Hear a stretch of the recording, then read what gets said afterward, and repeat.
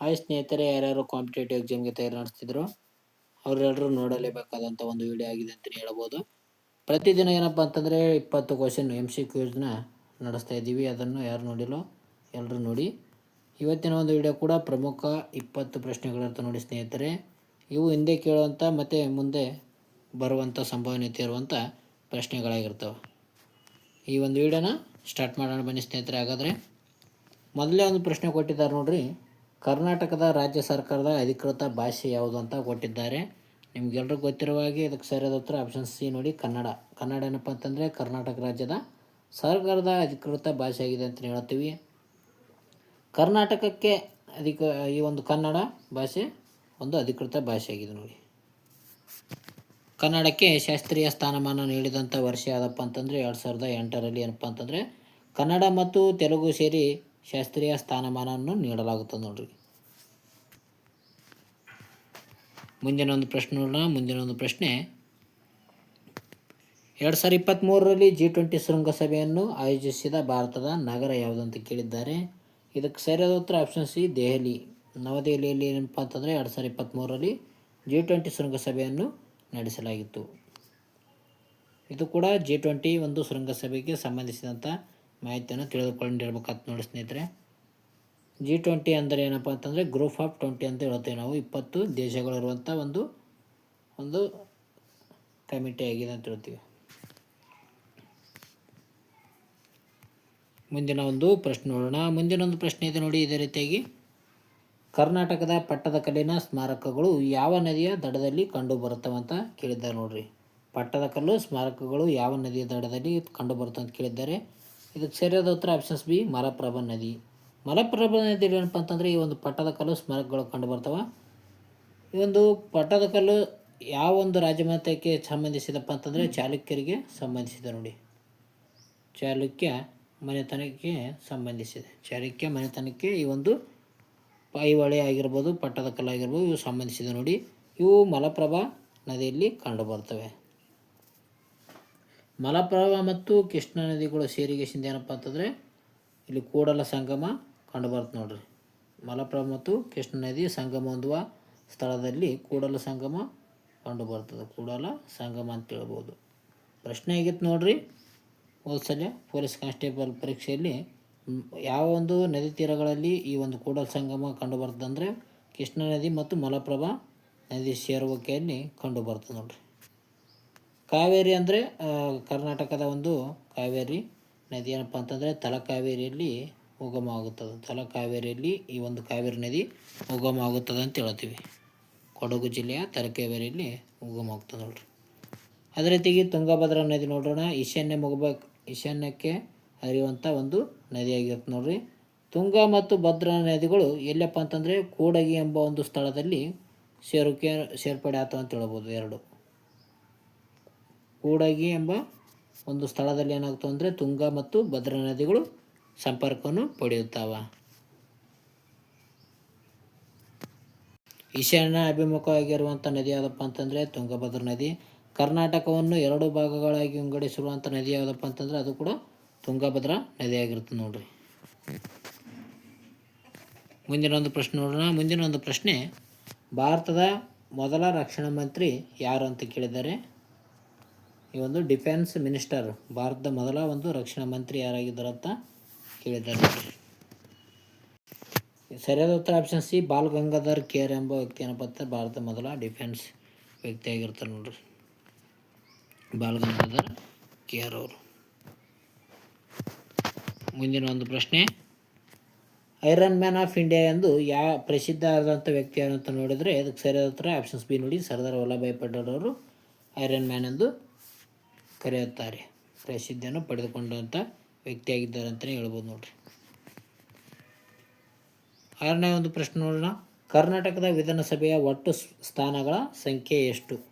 ಕರ್ನಾಟಕದ ವಿಧಾನಸಭೆಗಳ ಒಟ್ಟು ಸ್ಥಾನಗಳು ಎಷ್ಟು ಅಂತ ಕೇಳಿದ್ದಾರೆ. ಇದಕ್ಕೆ ಸರಿಯಾದ ಉತ್ತರ ಆಪ್ಷನ್ಸ್ ಬಿ 224 ಏನಪ್ಪ ಅಂತಂದರೆ ಕರ್ನಾಟಕದ ವಿಧಾನಸಭೆಗಳ ಸ್ಥಾನಗಳಿದ್ದಾವೆ ನೋಡ್ರಿ. 7ನೇ ಒಂದು ಪ್ರಶ್ನೆ, ವಿಶ್ವದ ಅತಿ ದೊಡ್ಡ ಒಂದು ಬರೆಯುವ ಪ್ರಾಣಿ ಯಾವುದಂತ ಕೇಳಿದ್ದಾರೆ. ಇಲ್ಲಿ ಬರೆಯುವ ಅಂತ ಕೊಟ್ಟಿದ್ದಾರೆ. ಇದೆಲ್ಲ ವಿಶ್ವದ ಅತಿ ದೊಡ್ಡ ಪ್ರಾಣಿ ಯಾವುದಂತ ಕೊಟ್ಟಿದ್ದಾರೆ. ಇದು ಲಾರ್ಜೆಸ್ಟ್ ಲಿವಿಂಗ್ ಎನಿಮಲ್ ಯಾವುದಪ್ಪ ಅಂತಂದ್ರೆ ನೀಲಿ ತಿಮಿಂಗ ಏನಪ್ಪ ಅಂತಂದರೆ ವಿಶ್ವದ ಅತಿ ದೊಡ್ಡ ಪ್ರಾಣಿಯಾಗಿದೆ ನೋಡಿ. ಓಕೆ, ವಿಶ್ವದ ಅತಿ ದೊಡ್ಡ ಪ್ರಾಣಿ ಯಾವುದಪ್ಪ ಅಂತಂದರೆ ನೀಲಿ ತಿಮಿಂಗಿಲ ಆಗಿರ್ತದೆ. ನಂತರ ನೋಡೋಣ, ಬೆಂಗಳೂರು ಹಬ್ಬವನ್ನು ಸಾಮಾನ್ಯವಾಗಿ ಯಾವ ತಿಂಗಳಲ್ಲಿ ಆಚರಣೆ ಮಾಡ್ತಾರೆ ಅಂತ ಕೊಟ್ಟಿದ್ದಾರೆ. ಇದಕ್ಕೆ ಸರಿಯಾದ ಉತ್ತರ ನವೆಂಬರ್ ಮತ್ತು ಡಿಸೆಂಬರ್ ತಿಂಗಳಿನಲ್ಲಿ ಬೆಂಗಳೂರಿನಲ್ಲಿ ಒಂದು ಏನಪ್ಪ ಅಂತಂದರೆ ಹಬ್ಬಗಳನ್ನು ಆಚರಣೆ ಮಾಡುತ್ತಾರೆ, ನವೆಂಬರ್ ಮತ್ತು ಡಿಸೆಂಬರ್ನಲ್ಲಿ. ಅದೇ ರೀತಿಯಾಗಿ ಪ್ರತಿ ವರ್ಷ ಸಾಹಿತ್ಯ ಅಕಾಡೆಮಿ ಪ್ರಶಸ್ತಿ ನೀಡುವಂಥ ಸಂಸ್ಥೆ ಯಾವುದಂತ ಕೇಳಿದ್ದಾರೆ. ಈಗ ಆಲ್ರೆಡಿ ಕೇಂದ್ರ ಸಾಹಿತ್ಯ ಅಕಾಡೆಮಿ ಪ್ರಶಸ್ತಿಯನ್ನು ನೀಡಲಾಗಿದೆ ನೋಡಿ ಸ್ನೇಹಿತರೆ. ಯಾರಿಗೆ ನೀಡಲಾಗಿದೆ ಅಂತ ಕಮೆಂಟ್ ಮೂಲಕ ತಿಳಿಸಿ. ಓಕೆ, ಕಮೆಂಟ್ ಮೂಲಕ ತಿಳಿಸಿ. 2026 ಕೇಂದ್ರ ಸಾಹಿತ್ಯ ಅಕಾಡೆಮಿ ಪಡೆದುಕೊಂಡಂಥ ವ್ಯಕ್ತಿ ಯಾರಂತ ಕಮೆಂಟ್ ಮೂಲಕ ತಿಳಿಸಿ. ಇದಕ್ಕೆ ಸರಿಯಾದ ಉತ್ತರ ನೋಡಿ, ಸಾಹಿತ್ಯ ಅಕಾಡೆಮಿ ಏನಪ್ಪ ಅಂತಂದರೆ ಈ ಒಂದು ಸಾಹಿತ್ಯ ಅಕಾಡೆಮಿ ಪ್ರಶಸ್ತಿಯನ್ನು ನೀಡಿ ಗೌರವಿಸಲಾಗುತ್ತದೆ ಪ್ರತಿ ವರ್ಷ. 10ನೇ ಒಂದು ಪ್ರಶ್ನೆ ನೋಡೋಣ. 10ನೇ ಪ್ರಶ್ನೆ, ಕರ್ನಾಟಕದ ಕಬ್ಬಿನ ಬೌಲ್ ಎಂದು ಯಾವ ಜಿಲ್ಲೆಯನ್ನು ಕರೆಯುತ್ತಾರೆ ಅಂತ ಕೇಳಿದ್ದಾರೆ ನೋಡ್ರಿ. ಕರ್ನಾಟಕದ ಕಬ್ಬಿನ ಬೌಲ್ ಯಾವುದಪ್ಪ ಅಂತಂದರೆ ಮಂಡ್ಯ, ಮೈಸೂರು ಅಂತ ಕರೀತಾರೆ. ಆವಾಗ ಮಂಡ್ಯ, ಮೈಸೂರು ಇತ್ತು ನೋಡಿ. ಕರ್ನಾಟಕದ ಬೋಗುಣಿ ಬೆಳಗಾವಿ, ಕರ್ನಾಟಕದ ನಗರ ಮಂಡ್ಯ ಆಗಿದೆ ನೋಡಿ. ಓಕೆ, ಇದಕ್ಕೆ ಸರಿಯಾದ ಉತ್ತರ ಕರ್ನಾಟಕದ ಒಂದು ಬೌಲ್ ಅಂತ ಮೈಸೂರು ಅಂತ ಕೊಟ್ಟಿದ್ದಾರೆ. ಆವಾಗ ಮೈಸೂರು ಮಂಡ್ಯ ಎರಡು ಜೊತೆ ಇದ್ದವು ನೋಡಿ, ಶುಗರ್ ಬೌಲ್ ಅಂತ ಕರೀತಾರೆ. ಮುಂದಿನ ಒಂದು ಪ್ರಶ್ನೆ, 11ನೇ ಪ್ರಶ್ನೆ, ಸ್ವತಂತ್ರ ಭಾರತದ ಮೊದಲ ಗವರ್ನರ್ ಜನರಲ್ ಯಾರು ಅಂತ ಕೇಳಿದ್ದಾರೆ. ಗವರ್ನರ್ ಜನರಲ್ ಭಾರತದ ಒಂದು ಸ್ವತಂತ್ರ ಭಾರತ ಮೊದಲ ಗವರ್ನರ್ ಜನರಲ್ ಯಾರಪ್ಪ ಅಂತಂದರೆ ಸಿ ರಾಜಗೋಪಾಲಾಚಾರಿ ಅವರು ಸ್ವತಂತ್ರ ಭಾರತದ ಮೊದಲ ಗವರ್ನರ್ ಜನರಲ್ ಆಗಿ ಕಾರ್ಯನಿರ್ವಹಿಸಿರ್ತಾರೆ. ಮೌಂಟ್ ಬ್ಯಾಟನ್ ಅವರ ನಂತರ ಅವಧಿಯಲ್ಲಿ ಬಂದಿರ್ತಾರೆ ನೋಡಿ. ಮೌಂಟ್ ಬ್ಯಾಟನ್ ಅವರ ಒಂದು ನಂತರ ಬಂದಿರೋಂಥ ವ್ಯಕ್ತಿ. ಕೊನೆಯ ಒಂದು ಬ್ರಿಟಿಷ್ ಗವರ್ನರ್ ಯಾರಪ್ಪ ಅಂತಂದರೆ ಲಾರ್ಡ್ ಮೌಂಟ್ ಬ್ಯಾಟನ್ ಆಗಿದ್ದಾರೆ ನೋಡಿ. 12ನೇ ಪ್ರಶ್ನೆ, 12ನೇ ಪ್ರಶ್ನೆಗೆ ನೋಡೋಣ. ಕುವೆಂಪು ವಿಶ್ವವಿದ್ಯಾಲಯವು ಕರ್ನಾಟಕದಲ್ಲಿ ಎಲ್ಲಿ ಕಂಡು ಬರ್ತದೆ ಅಂತ ಪ್ರಶ್ನೆಯನ್ನು ಕೇಳಿದ್ದಾರೆ. ಕುವೆಂಪು ವಿಶ್ವವಿದ್ಯಾಲಯ ಸರಿಯಾದ ಉತ್ತರ ಶಿವಮೊಗ್ಗದಲ್ಲಿ ಕಂಡು ಬರ್ತದೆ ನೋಡಿ ಸ್ನೇಹಿತರೆ. ಶಿವಮೊಗ್ಗದಲ್ಲಿ ಈ ಶಂಕರಘಟ್ಟ ಎಂಬ ಸ್ಥಳದಲ್ಲಿ ಕುವೆಂಪು ವಿಶ್ವವಿದ್ಯಾಲಯ ಕಂಡು ಬರ್ತದೆ. ಮೈಸೂರು ವಿಶ್ವವಿದ್ಯಾಲಯ ಕಂಡು ಬರೋದೆಲ್ಲಪ್ಪ ಅಂತಂದರೆ ಮೈಸೂರಿನಲ್ಲಿ ಕಂಡು ಬರ್ತದೆ ನೋಡ್ರಿ. ಇದಕ್ಕೆ ಸರಿಯಾದ ಉತ್ತರ ಆಗಿತ್ತು ನೋಡ್ರಿ ಶಿವಮೊಗ್ಗ. ಮುಂದಿನ ಒಂದು ಪ್ರಶ್ನೆ ನೋಡೋಣ. ಮುಂದಿನ ಒಂದು ಪ್ರಶ್ನೆ, ಭಾರತದ ಮೊದಲ ಮಹಿಳಾ ರಾಷ್ಟ್ರಪತಿ ಯಾರು. ಭಾರತದ ಮೊದಲ ಮಹಿಳಾ ರಾಷ್ಟ್ರಪತಿ ಯಾರು ಅಂತ ಕೇಳಿದ್ದಾರೆ. ಇದಕ್ಕೆ ಸರಿಯಾದ ಉತ್ತರ ಪ್ರತಿಭಾ ಪಾಟೀಲ್ ನೋಡಿ. ಪ್ರತಿಭಾ ಪಾಟೀಲ್ ಭಾರತದ ಮೊದಲ ಮಹಿಳಾ ರಾಷ್ಟ್ರಪತಿಯಾಗಿ ಕಾರ್ಯನಿರ್ವಹಿಸಿರ್ತಾರೆ. ಭಾರತ ದೇಶದ ಮೊದಲ ಪ್ರಧಾನಮಂತ್ರಿ ಯಾರಪ್ಪ ಅಂತಂದರೆ ಇಂದಿರಾ ಗಾಂಧಿ ಆಗಿರ್ತಾರೆ. ಭಾರತದ ಮೊದಲ ರಾಜ್ಯಪಾಲರು ಸರೋಜಿನಿ ನಾಯ್ಡು. ಭಾರತದ ಮೊದಲ ಒಂದು ಮುಖ್ಯಮಂತ್ರಿ ಯಾರಪ್ಪ ಅಂತಂದರೆ ಸುಚೇತಾ ಕೃಪಲಾನಿ ಆಗಿರ್ತಾರೆ ನೋಡ್ರಿ. ಮುಂದಿನ ಒಂದು ಪ್ರಶ್ನೆ ನೋಡೋಣ. ಕರ್ನಾಟಕ ರಾಜ್ಯ ವಾದ್ಯ ಯಾವುದು ಅಂತ ಕೇಳಿದ್ದಾರೆ. ವಾದ್ಯ ಸರಿಯಾದ ಉತ್ತರ ನಾಗಸ್ವರ ನೋಡಿ. ನಾಗಸ್ವರ ಏನಪ್ಪ ಅಂತಂದರೆ ಕರ್ನಾಟಕ ರಾಜ್ಯ ವಾದ್ಯ ಆಗಿದೆ. 15ನೇ ಒಂದು ಪ್ರಶ್ನೆ ನೋಡೋಣ. 15ನೇ ಒಂದು ಪ್ರಶ್ನೆ, ಯಾವ ಕೆರಳಿಯ ಒಂದು ಕಲಾ ಪ್ರಕಾರವು ಚಕ್ರಸ್ತ್ರಿಕ್ರಿ ಎಂಬುದರಲ್ಲಿ ಹೆಸರುವಾಸಿಯಾಗಿದೆ ಅಂತ ಕೇಳಿದ್ದಾರೆ. ಕೇರಳಕ್ಕೆ ಒಂದು ಕೆರಳಿ ಕಲಾ ಆಗಿದೆ ನೋಡಿದು. ಯಾವುದಪ್ಪ ಅಂತಂದರೆ ಆಪ್ಷನ್ ಸಿ ಕಳರಿ ಪೈಯಟ್ಟು ಎಂಬುದೇನಪ್ಪ ಅಂತಂದರೆ ಒಂದು ಕೇರಳೀಯ ಕಲಾ ಪ್ರಕಾರ ಆಗಿದೆ.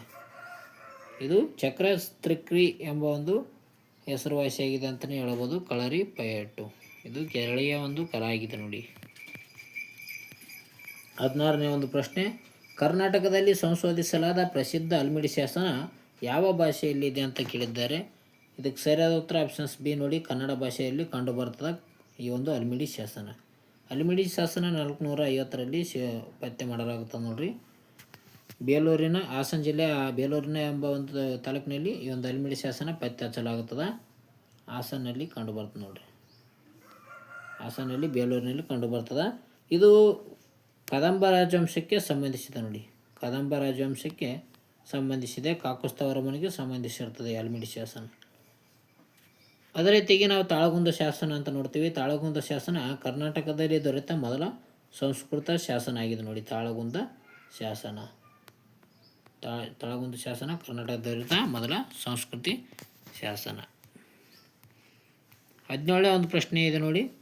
ಮಿಸೈಲ್ಸ್ ಮ್ಯಾನ್ ಆಫ್ ಇಂಡಿಯಾ ಎಂದು ಯಾರನ್ನು ಕರೀತಾರೆ ಅಂತ ಕೊಟ್ಟಿದ್ದಾರೆ. ಮಿಸೈಲ್ ಮ್ಯಾನ್ ಆಫ್ ಇಂಡಿಯಾ ಅಂತ ಯಾರನ್ನು ಕರೀತಾರೆ ಅಂತ ಏನಪ್ಪ ಅಂತಂದರೆ ನೀವು ಕಮೆಂಟ್ ಮೂಲಕ ತಿಳಿಸಿ. ಓಕೆ, ಈ ಒಂದು ಪ್ರಶ್ನೆಗೆ ನೀವು ಕಮೆಂಟ್ ಮಾಡಿ. ಮಿಸೈಲ್ ಮ್ಯಾನ್ ಆಫ್ ಇಂಡಿಯಾ ಎಂದು ಯಾರನ್ನು ಕರೆಯುತ್ತಾರೆ. ನಂತರ ಒಂದು ಪ್ರಶ್ನೆ ಇದೆ ನೋಡಿ, 18ನೇ ಒಂದು ಪ್ರಶ್ನೆ. ಕರ್ನಾಟಕದ ಮಳೆ ನೇರಳು ಪ್ರದೇಶ ಯಾವುದಂತ ಕೊಟ್ಟಿದ್ದಾರೆ ನೋಡ್ರಿ. ರೈನ್ ಶಾಡೋ ರೀಜನ್, ಮಳೆ ನೇರಳಿನ ಪ್ರದೇಶ ಎಂದು ಕರಿತಾರೆ ನೋಡ್ರಿ. ಇದಕ್ಕೆ ಸರಿಯಾದ ಉತ್ತರ ಬಯಲು ಸೀಮೆ ಅಂತ ಹೇಳ್ತೀವಿ. ಉತ್ತರ ಕರ್ನಾಟಕದಲ್ಲಿರುವಂಥ ಬಯಲು ಸೀಮೆ ಅಂದರೆ ಈ ಒಂದು ಕರ್ನಾಟಕದಲ್ಲಿ ಪಶ್ಚಿಮ ಘಟ್ಟಗಳು ಅಡ್ಡವಾಗಿರೋದ್ರಿಂದ ಕರ್ನಾಟಕದ ಪೂರ್ವ ಭಾಗ ಏನಪ್ಪ ಅಂತಂದರೆ ಮಳೆ ನೇರಳಿನ ಪ್ರದೇಶ ಆಗಿರ್ತದೆ ಅಂತ ಹೇಳ್ಬೋದು. ಮಳೆ ನೇರಳಿನ ಪ್ರದೇಶವಾಗಿ ಕರ್ನಾಟಕದ ಪೂರ್ವ ಭಾಗ ಇದೆ. ಪಶ್ಚಿಮ ಘಟ್ಟದ ಒಂದು ಅತ್ಯಧಿಕ ಮಳೆ ಆಗುತ್ತದೆ ಪಶ್ಚಿಮ ಭಾಗಕ್ಕೆ. ಓಕೆ, ಇದು ಮಳೆ ನೇರಳಿನ ಪ್ರದೇಶ ಯಾವುದಪ್ಪ ಅಂತಂದರೆ ಬಯಲು ಸೀಮೆ, ಉತ್ತರ ಕರ್ನಾಟಕದಲ್ಲಿ ಪ್ರಸಿದ್ಧಿಯಾಗಿದೆ ನೋಡಿರಿ. ನಂತರ ಒಂದು ಪ್ರಶ್ನೆ, ರಾಷ್ಟ್ರೀಯ ವಿಜ್ಞಾನ ದಿನ ಯಾವಾಗ ಆಚರಿಸಲಾಗುತ್ತದೆ ಅಂತ ಕೇಳಿದ್ದಾರೆ. ರಾಷ್ಟ್ರೀಯ ವಿಜ್ಞಾನ ದಿನ ಪ್ರತಿ ವರ್ಷ ರಾಷ್ಟ್ರೀಯ ವಿಜ್ಞಾನ ದಿನವನ್ನು ಫೆಬ್ರವರಿ 28ನೇ ತಾರೀಕು ಆಚರಣೆ ಮಾಡುತ್ತಾರೆ. ಯಾವಾಗ? ಫೆಬ್ರವರಿ 28ನೇ ತಾರೀಕು ಬಂತಂದರೆ ಈ ಒಂದು ರಾಷ್ಟ್ರೀಯ ವಿಜ್ಞಾನ ದಿನವನ್ನು ಆಚರಣೆ ಮಾಡ್ತಾರೆ ನೋಡ್ರಿ. ಪ್ರತಿ ವರ್ಷ ಏನಪ್ಪ ಅಂತಂದರೆ ಮಾರ್ಚ್ 14ರಂದು ಪೈ ದಿನವನ್ನು ಆಚರಣೆ ಮಾಡ್ತಾರೆ ನೋಡ್ರಿ. ಪೈ ದಿನವನ್ನು ಆಚರಣೆ ಮಾಡುತ್ತಾರೆ. ಪೈ ಅಂದರೆ ಹಿಂಗಿರುತ್ತೆ ನೋಡ್ರಿ ಗಣಿತದಲ್ಲಿ.